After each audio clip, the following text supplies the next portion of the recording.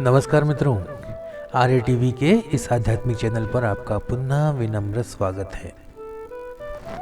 आज के इस नए एपिसोड में हम मनाचे श्लोक के 99वें श्लोक का विवेचन सुनेंगे। तो आइए शुरू करते हैं आज का एपिसोड।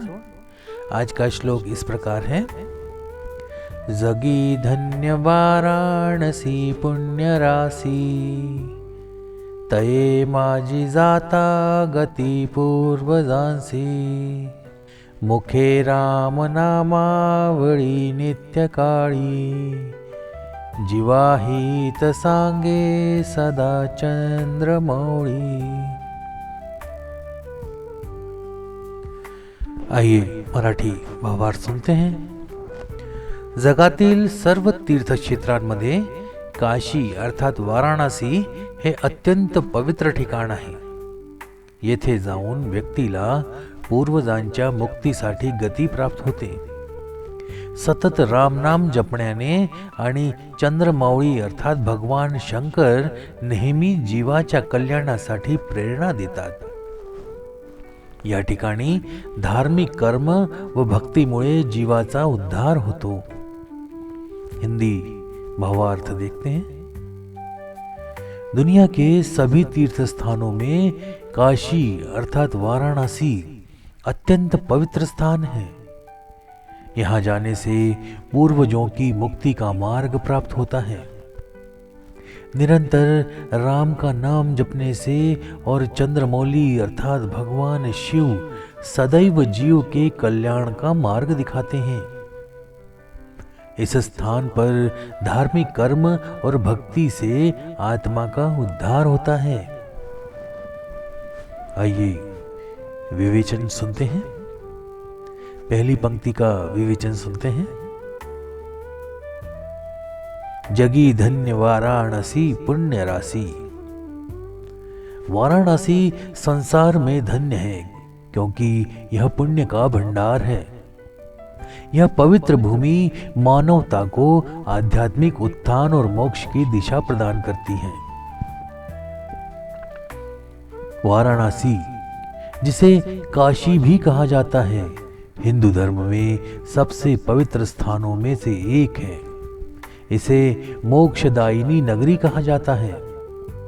पौराणिक ग्रंथों में वर्णित है कि भगवान शिव स्वयं इस नगरी के रक्षक हैं और यहाँ मृत्यु को मोक्ष प्राप्ति का मार्ग माना गया है। पुण्य राशि, इसका अर्थ है पुण्यों का भंडार।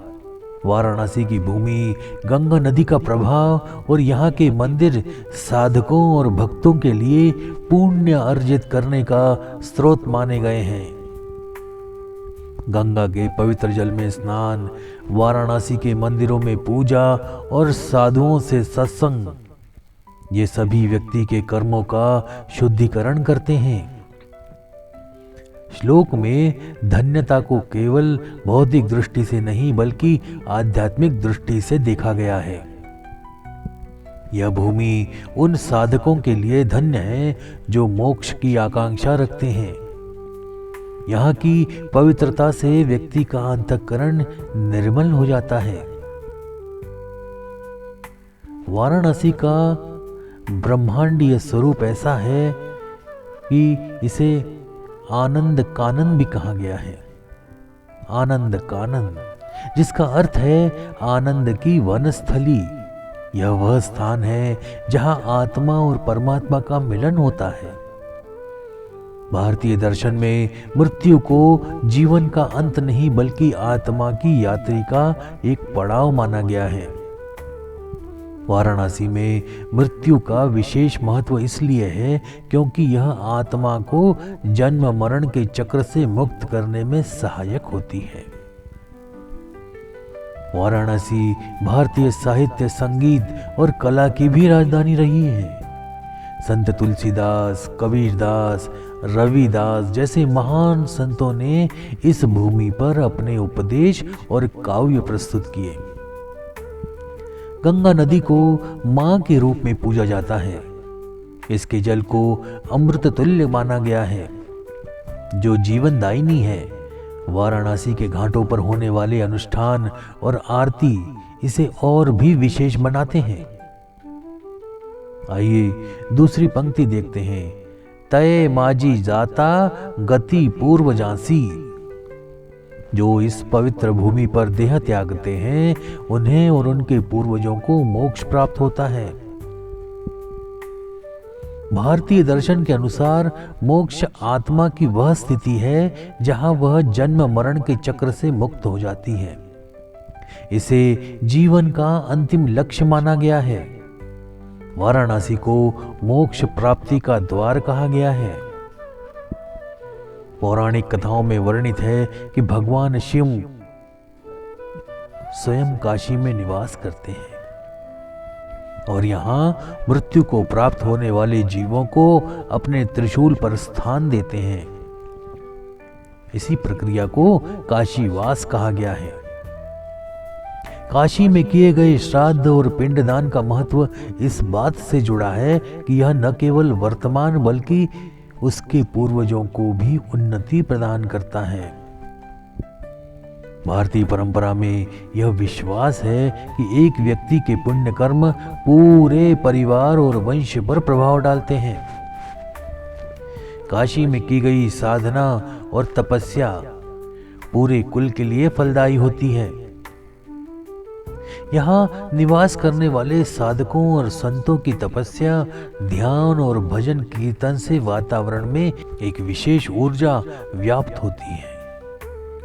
इस पंक्ति का उद्देश्य व्यक्ति को अपने जीवन में ऐसे कर्म करने के लिए प्रेरित करना है जिससे न केवल उसे बल्कि उसके पूर्वजों को भी उन्नति प्राप्त हो। तीसरी पंक्ति सुनते हैं। मुखे राम नाम बड़ी नित्य काली। संत रामदास कहते हैं कि हर क्षण हर समय राम नाम का जप करना चाहिए। राम नाम को तारक मंत्र कहा गया है जो भवसागर से पार लगाने में सहायक है। यह नाम न केवल भक्त को शांति प्रदान करता है बल्कि उसे परमात्मा से जोड़ता है। नित्यकाली इसका अर्थ है हर समय दिन रात। राम का नाम, राम नाम का जप किसी विशेष समय तक सीमित नहीं है। इसे जीवन के हर क्षण में करना चाहिए। राम नाम का जप मन को शांत और विचारों को निर्मल बनाता है। तुलसीदास जी ने लिखा है, राम नाम मणि दीप धरु जिहि देहरी द्वार। राम नाम का जप व्यक्ति को भक्ति मार्ग पर अग्रसर करता है। यह आत्मा को शुद्ध और पवित्र बनाता है। राम नाम के जप के साथ ध्यान और मनन का संयोजन व्यक्ति को आध्यात्मिक गहराई प्रदान करता है। आइए चौथी और अंतिम पंक्ति देखते हैं। जीवा हित सांगे सदा चंद्रमौली। भगवान चंद्रमौली अर्थात शिव हमेशा जीव के हित की बात कहते हैं। चंद्रमौली का अर्थ है चंद्रमा। भगवान शिव के मस्तक पर जो चंद्रमा है जो उनकी करुणा और शीतलता का प्रतीक है। शिव पुराण और अन्य ग्रंथों में भगवान शिव के उपदेश जीवन की अनित्यता, भक्ति और आत्मा के कल्याण की शिक्षा देते हैं। शिव के उपदेश आत्मा के शुद्धिकरण और मोक्ष की प्राप्ति के लिए होते हैं। संत रामदास शिव और राम को एक ही तत्व का प्रतीक मानते हैं। उनके अनुसार शिव स्वयं राम नाम का जप करते हैं। यह श्लोक वाराणसी की पवित्रता, राम नाम की महिमा और शिव के उपदेशों को समर्पित है। यह साधकों और भक्तों को मोक्ष प्राप्ति के मार्ग पर अग्रसर करता है।